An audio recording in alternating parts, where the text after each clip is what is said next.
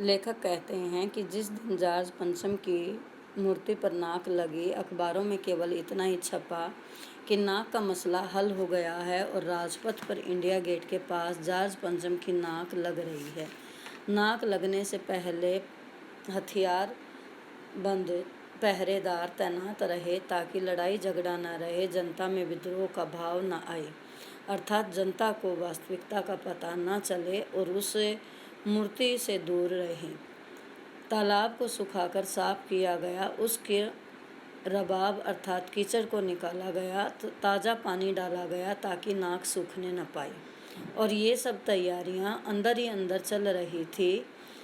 रानी के आने का दिन पास आ गया था और मूर्तिकार परेशान था कि अभी काम पूरा नहीं हुआ है, और जबकि रानी के आने का समय हो गया है या दिन पास आ गए हैं।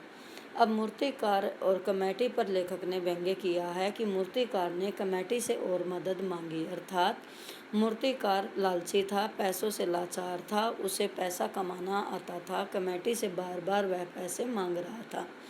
कमेटी पर व्यंग्य किया है कि उनके पास कोई उपाय नहीं था, वे मजबूर थे, उनको मूर्तिकार का ही सहारा था, इसलिए उन्होंने मदद करने की बात को स्वीकार कर लिया। लेकिन उन्होंने शर्त रखी कि उस खास दिन तक काम पूरा हो जाना चाहिए, अर्थात रानी के आने से पहले काम पूरा हो जाना चाहिए। आखिरकार वह दिन आ गया, नाक लग गई, अखबारों में खबर छपी।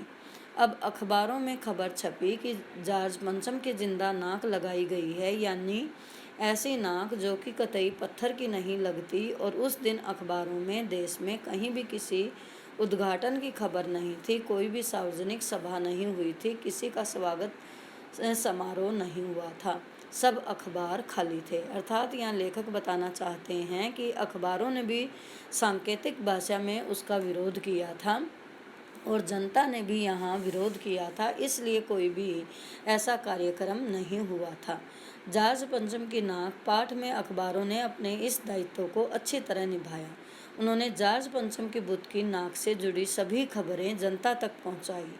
उन्होंने अंत में जनता के सामने इस तथ्य को भी उजागर कर दिया, मूर्ति पर जिंदा नाक लगाने के दिन कोई खबर न छापकर अखबारों ने अपना सांकेतिक विरोध प्रदर्शित किया और जनता को यह संदेश दिया कि इस तरह की घटना असहनीय और अमानवीय होती हैं। देश के गौरव और मान सम्मान की रक्षा करना प्रत्येक नागरिक का कर्तव्य है। इस प्रकार अखबार हर गलत कार्य पर अंकुश लगाने का कार्य करते हैं। अर्थात यहाँ लेखक ने बताया है कि जॉर्ज पंचम की नाक लगने के दिन अखबार खाली थे।